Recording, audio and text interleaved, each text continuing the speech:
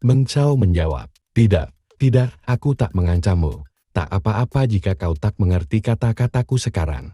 Tapi ingatlah kata-kata paman Mengmu ini. Tuliskanlah di hatimu. Saat kamu bebas, pikirkanlah. Suatu hari kamu akan merasa ingin berterima kasih kepada paman Meng ini. Meng Chao yang terus berdebat dengan Liao Feijun. Ning Xuexi menariknya. Pak Tuaning membungkam Meng Chao dan berkata ke Liao Feijun, temanku ini adalah orang yang sangat terampil. Dia punya hati yang baik, tetapi tidak baik dalam berbicara. Dia tidak tahu cara menjalin hubungan dengan orang lain. Liao Feijun berteriak dan berkata, Ning Sewo, berani sekali kau membiarkan anjing gila ini bebas dan membiarkannya menggigit orang. Apa kau benar-benar tidak menghormati kakek kau? Pak Tuaning yang kesal, dia berkata, Liao Feijun, apakah kau pikir kau seseorang yang layak memanggilku dengan namaku? Ning Xuexi dan Meng Chao bergidik ngeri melihat kemarahan Pak Tuaning. Pak Tuaning yang semakin emosi berkata, Hers, apa kakakmu lupa mengajarkanmu menjadi manusia yang benar? Kau hanya ingin memprovokasiku agar aku bisa melawan kakekmu kan? Agar kakekmu bisa mengalahkanku ketika aku sedang diracuni. Maka, jadilah sekalian. 1 bulan ke depan tangan hantuku dan tangan racunnya akan resmi bertarung. Beranikah kalian menerimanya? Sambil menahan aura Pak Tuaning, Liao Feijun berkata, bagus sekali. 1 bulan ke depan, kita akan melihat siapa yang mewarisi warisan sejati dari keterampilan penilaian judge. Saat itu, jangan berani kamu mengatakan bahwa kakekku melindas seorang cacat dengan tangan gemetar. Dengan tegas Pak Tuaning menjawab, aku bisa menghadapi Liao Santong bahkan dengan tangan yang lumpur. Orang-orang di sana terkejut dan berkomentar, apakah tangan hantu dan tangan racun akan bertarung? Dari mana asal-usul Meng Chao ini? Bagaimana dia bisa membuat tangan hantu untuk membela dia? Mereka pasti memiliki hubungan. 3 jam kemudian, pelelangan berakhir. Pak Tuaning berkata, teman kecil men, aku akan meminta Xuexi untuk mengirimkan material yang kamu butuhkan secepat mungkin. Meng Chao menjawab, Penat Tuaning, terima kasih. Nilausi memanggil Meng Chao dan berkata, ini biaya penilaian 300.000. Aturannya 5% dari jumlah transaksi, yang merupakan hakmu dan ambil kartu namaku ini.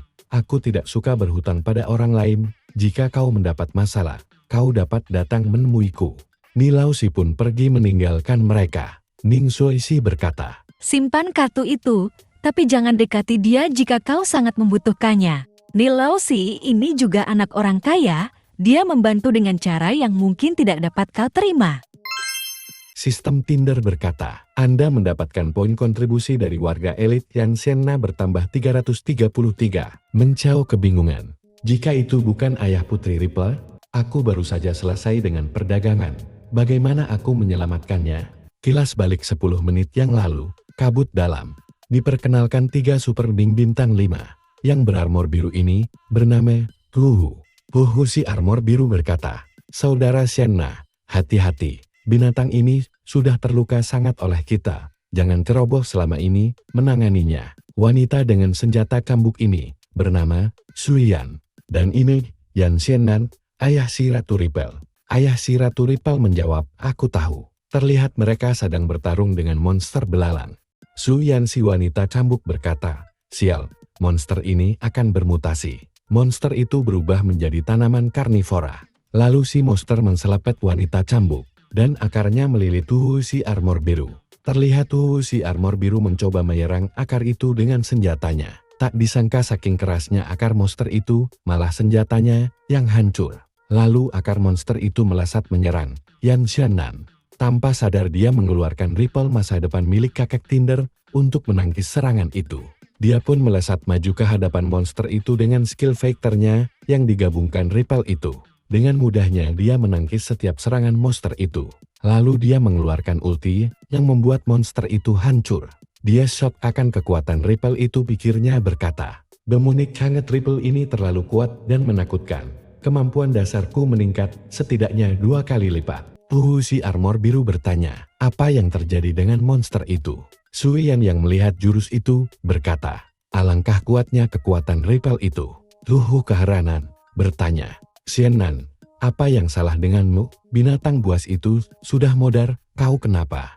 Yan Xiannan yang terlihat pucat berkata, sial, aku telah menyinggung monster tua yang tak terduga. Keluarga Yan Xiku akan menghadapi bencana besar. Lalu keesokan paginya, Yan Xiannan ditendang seseorang. Seseorang itu berkata, "Kenapa kau tidak modar saja di hutan kabut?"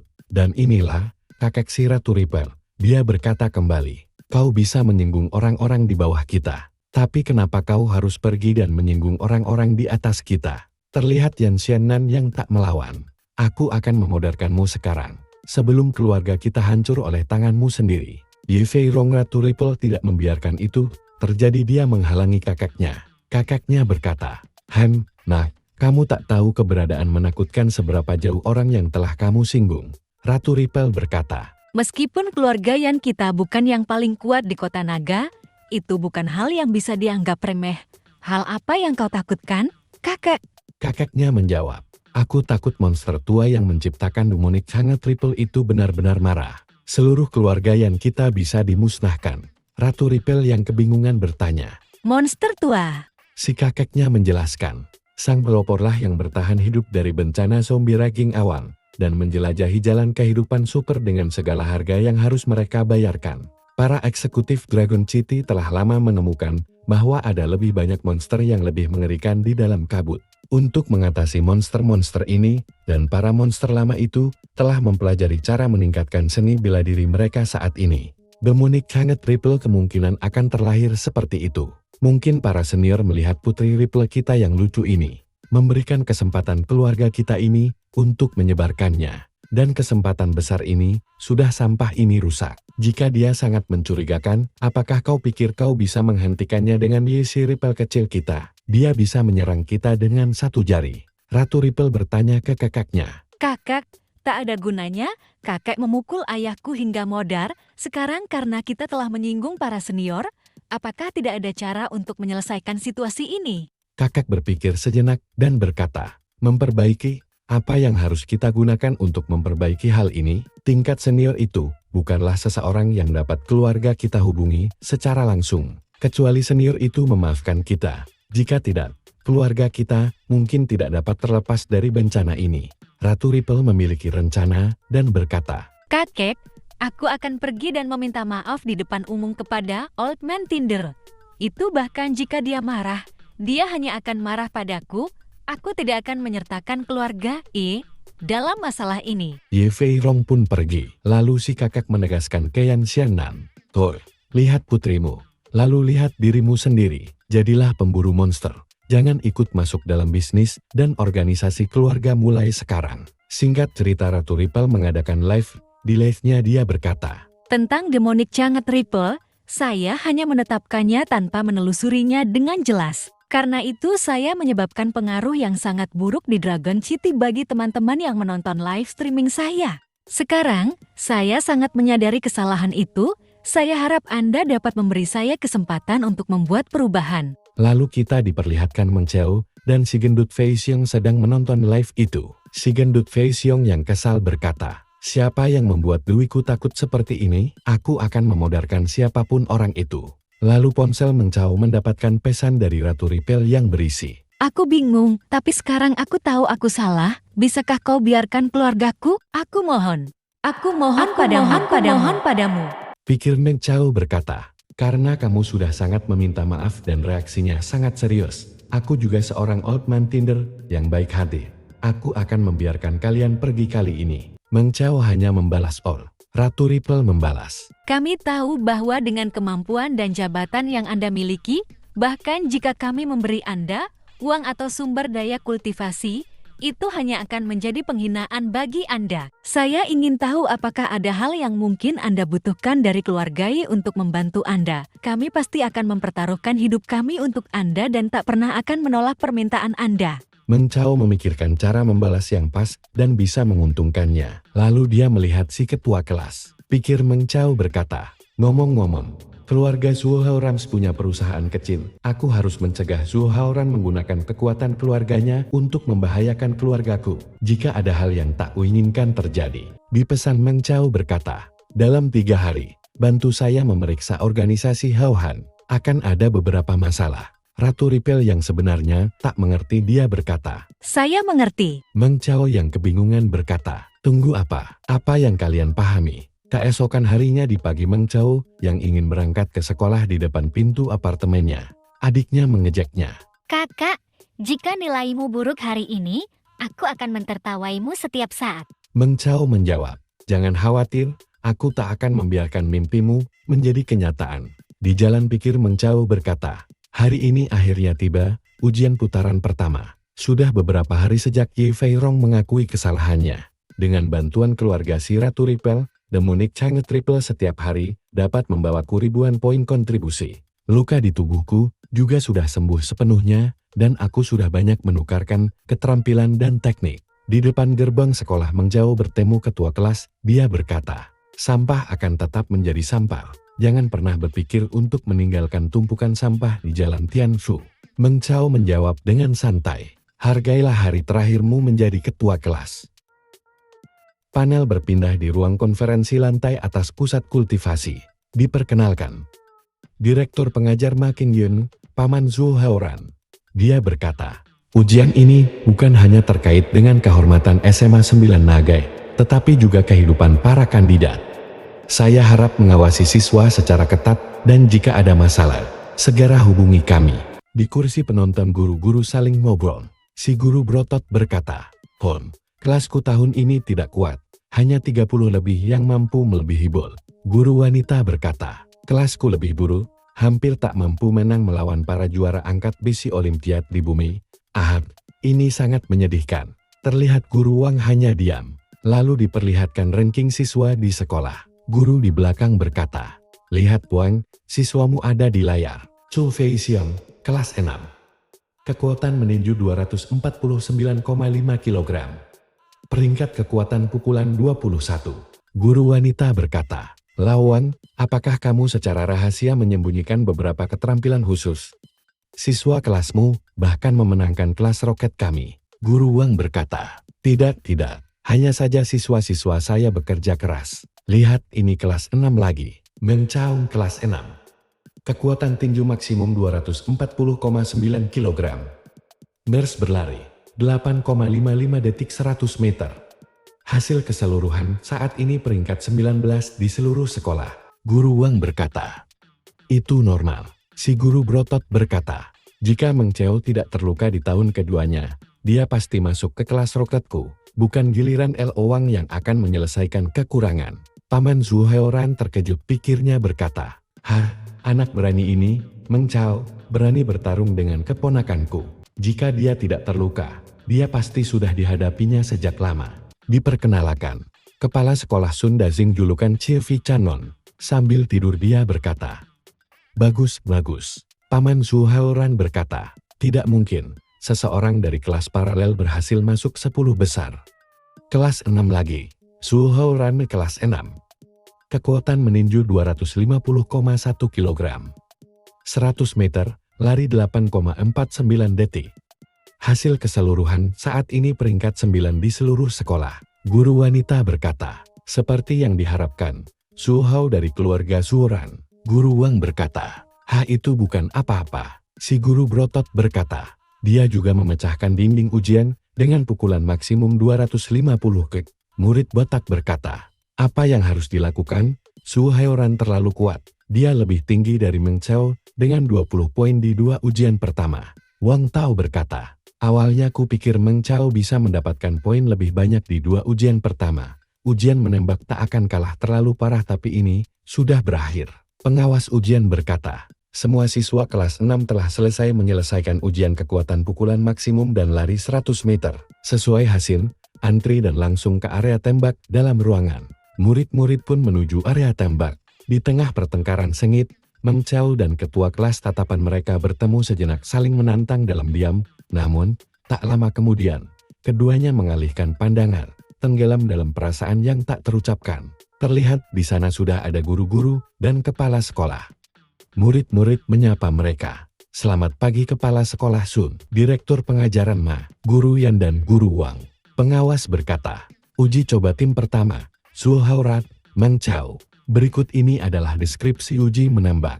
Uji tembak akan berlangsung 2 menit, dengan 10 ronde amunisi pistol, 2 ronde amunisi senapan semi-otomatis, dan 30 ronde amunisi senapan mesin ringan.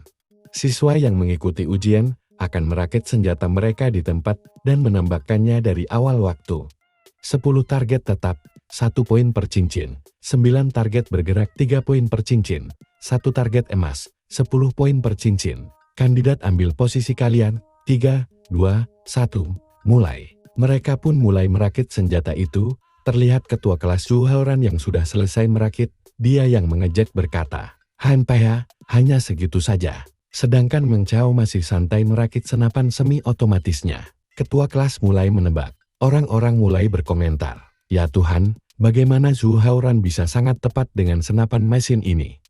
Sudah berakhir, Meng Chao akan kalah. Waktunya terlalu banyak terbuang." Selesai dengan senapan semi-otomatisnya, Meng Chao merakit Subma Chen Jun-nya. Seseorang berkata, "Kenapa dia masih memasang senjata itu?" Kepala sekolah Sun seperti tahu sesuatu. Dia berkata, "Meng Chao, dia tidak buruk juga." Selesai dengan Subma Chen Jun-nya, Meng Chao merakit pistol, lalu mulai menembak dengan kerennya. Si gendut Fei Xiong yang lega pikirnya berkata, "Oh, untungnya, dia tepat sekali. Jika beruntung, 30 tembakan dari Subma Chen tak akan menghasilkan banyak poin." Terlihat Meng Chao selesai menembak dengan pistolnya. Dengan cepat dia menggantinya dengan senapan semi-otomatis. Si gendut Fei Xiong terkejut. Dia berkata, "Apakah Acau bodoh? Bagaimana dia bisa menggunakan senapan semi-otomatis di saat seperti ini? Bukannya itu digunakan untuk mendapatkan nilai tinggi karena menembak target?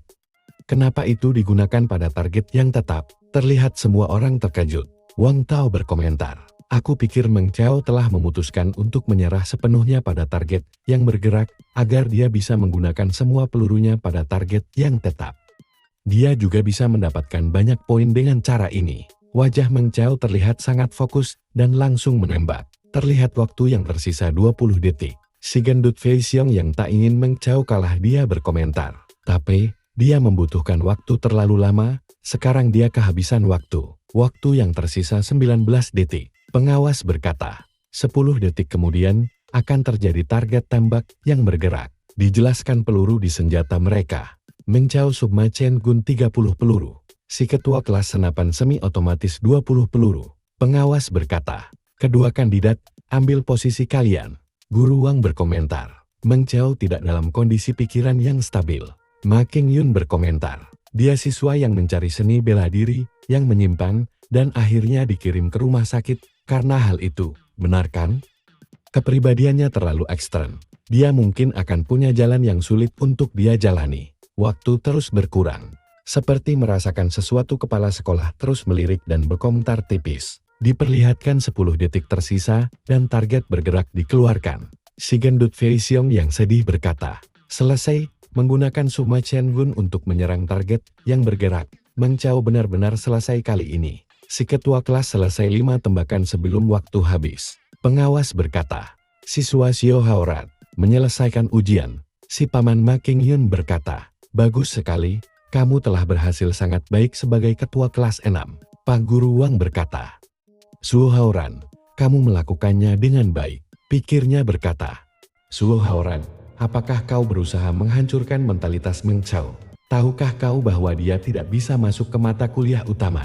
Terlihat Meng Chao menutup matanya. Orang-orang bertanya-tanya apa Meng Chao menyerah. Lalu Meng Chao menargetkan target super cepat.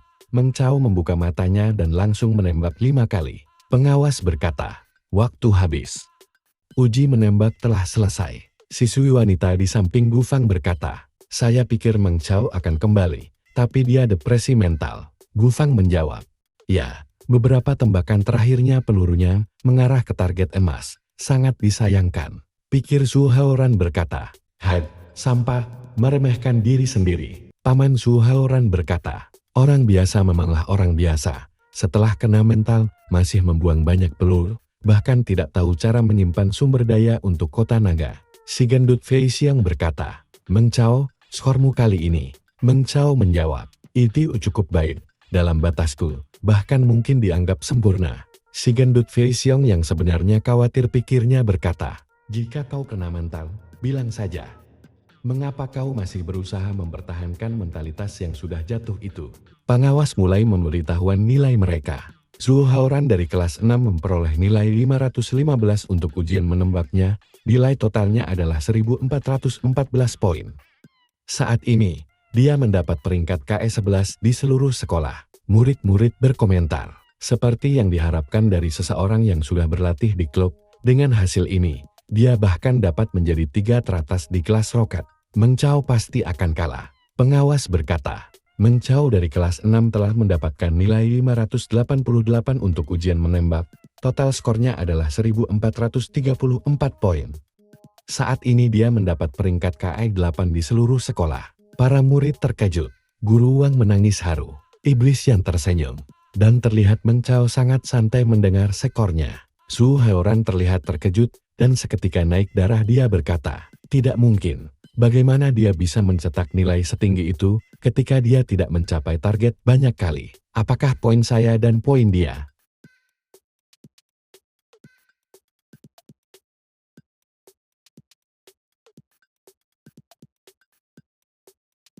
Meng Chao berkata, jika tidak, karena beberapa tembakan yang terjadi selama uji target bergerak, nilainya akan jauh lebih baik. Waktunya terlalu sempurna. Terlihat ketua kelas Su Haoran menggigit bibirnya menahan emosi, agar tidak keluar kata-kata mutiaranya. Paman Su Haoran berkata, Haoran, kamu berhasil baik di ujian, pergilah beristirahat dan tenanglah. Sambil mendorong Meng Chao, Guru Wang berkata, ya, Meng Chao, Su Haoran, kalian pergi ke ruang kelas dan tenanglah. Di luar area tembak mereka berjalan menuju ruang kelas. Su Haoran berkata, Meng Chao, aku tidak terima. Apakah kau berani untuk bertarung denganku? Meng Chao menjawab, pasti, ayo lakukan. Terima kasih udah nonton sampai akhir, guys. Aku, Wibu Introvert, cabut dulu ya. Kalau kalian enjoy sama cerita kali ini, jangan lupa buat like, komen, dan subscribe dong. Support dari kalian bikin aku makin semangat buat bikin konten. Dan jangan lupa nyalain loncengnya biar kalian gak ketinggalan cerita seru lainnya. Kalau ada yang mau kasih koreksi atau saran, feel free buat tulis di komen, ya. Masukan kalian tuh penting banget buat aku, terus. Sampai jumpa di video berikutnya. Ingat, dunia nyata boleh berat, tapi di dunia komik, apapun bisa jadi epic. Wibu Introvert pamit, see you di episode selanjutnya.